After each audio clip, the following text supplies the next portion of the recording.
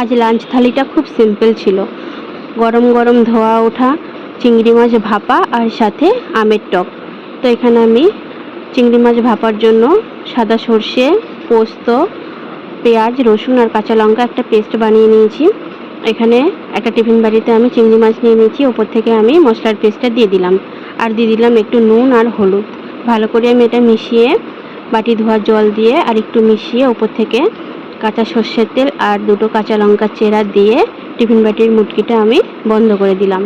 এবার আমি ভাত করে নিয়েছি।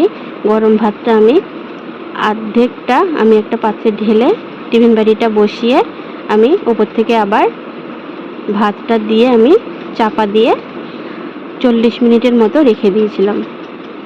এবার আমি 40 মিনিট পরে আমি টিফিন বাটিটা বের করে এই যে দেখুন কত সুন্দর হয়েছে দেখতে। তৈরি হয়ে গেছে চিংড়ি মাছ ভাপা।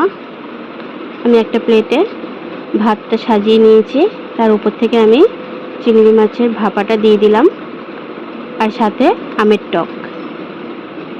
খেতে কিন্তু খুব ভালো হয়েছে। আর সাথে আমি শসা আর একটু লেবুও নিয়ে নিয়েছি।